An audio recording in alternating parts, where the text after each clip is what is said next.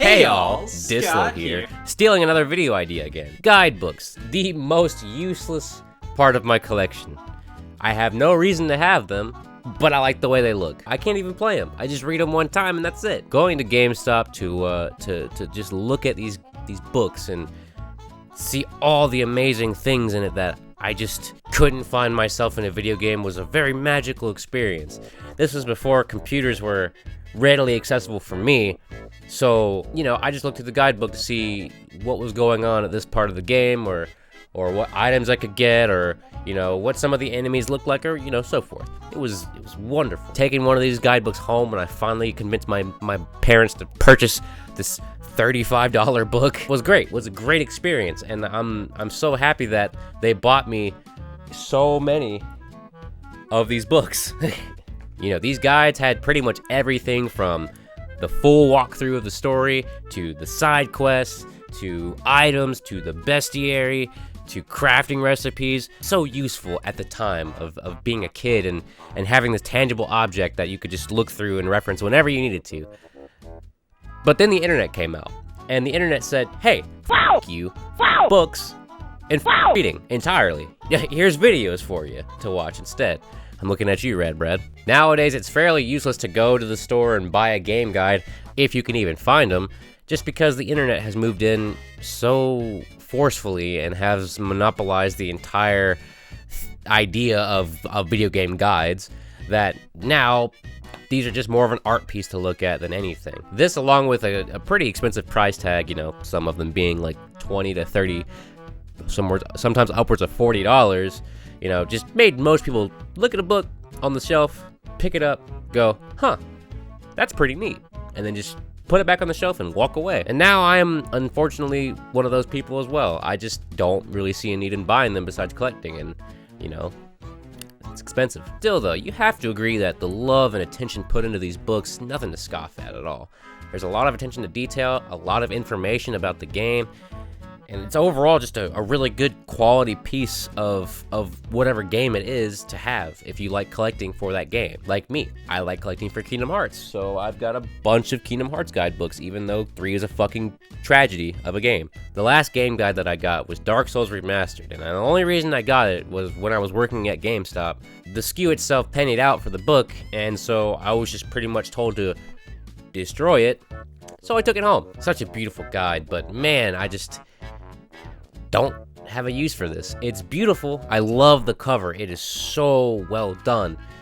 But I'm never gonna ever look through this to actually beat the game. I should, but why would I when I have my computer over here with 2 monitors where I could just reference a video directly from my second monitor? So now, because of that, I pretty much just see guidebooks as just art books now. Art books with ways to tell you how to beat the game, if you want to pay attention to that and read it, but now, I do want to emphasize the fact that I do not think using a video game walkthrough is cheating per se, at least how I use it.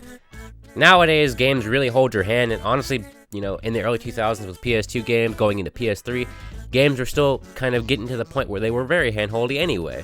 So, using it to really beat the story was, kind of whatever. I mean, it's really neat to see the boss stats of an enemy, or the boss's weakness, or, all those fun things, but really I used game guides to find items that I just didn't have the time to spend looking for, or to find crafting recipes, or to see what was in the bestiary, because as a kid, I was terrified of giant bugs in video games. I'm not gonna lie, I would literally just shelf the game and never play it again if I saw a giant fucking spider in the bestiary.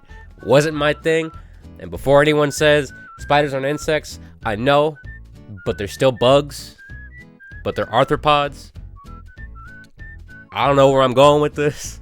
As for finding items and crafting recipes in certain video games, RPGs, it's just not worth sitting there for hours and hours and hours trying to figure out where something is when I could just reference starman.net and find out what the drop rate of the Sword of Kings is in Earthbound to see if it's actually worth spending time to get the goddamn sword.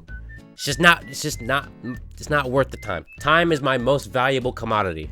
Not only did I use them to reference these kind of things, but they were really cool to buy if you bought collector's edition guidebooks, like the Kingdom Hearts 2 guidebook. This book actually came with a hard shell cover thing for it that I no longer own because children are very destructive. It also came with a Kingdom Hearts 2 remix cover with him being in his final form. And then it also came with Jiminy's journal, which was a really cool bonus to have. It's pretty much ruined now because, again, kids are destructive. But it's cool that I still have my copy from whenever I was a kid. And it's so cool to look through something like this that's extra because it lets you know about other characters in the game. It lets you know about the worlds or whatever's going on. Any kind of bonus content. And that stuff is what I really treasure with guidebooks. I mean, take a look at the Pokemon Mystery Dungeon guidebook. This guidebook is massive. Look at how thick this thing is. Why is it this thick? Because you have all these foul Pokemon in here. But man, it's so cool to see all this information laid out, just in plain text and with like, just such all these designs. Everything has designs to it. Like, it's so cool to see. But I don't need this at all. Like I said before, guidebooks at this point are pretty much dead. There's no real reason to collect them other than just collecting them. And that's pretty much it. Nowadays, you can go around to maybe your local hobby shop and find some for sale that maybe they might have in pretty good condition. They're actually cheaper than they used to be. You know, it's like my hobby shop here has a few game guides here that are quite affordable. But I look at them, I go, that's pretty cool, and then I just don't buy it because I don't need it anymore. I've already got plenty of game guides down there, and they just kind of collect dust. It's nice to look through them every once in a while, but I honestly haven't really looked through my game guides in quite a few years. I will never get rid of them, but it's just really sad to see that this whole market, this whole industry of game guides is just gone. My favorite company, Brady Games, actually merged with Prima, and then Prima stopped producing game guides in 2018. So now they're just lost to video game history, and it's really, really unfortunate to see that, but as technology advances, paper materials become obsolete. I don't really know where I was going with this video. I just wanted to talk about game guides for a while because I think they're so cool. It's a very short video, but man, they're some of my favorite pieces of video game history. Anyway, if you guys like this video, hit that subscribe button, hit the like button. It pushes my video up into the YouTube algorithm sphere of things.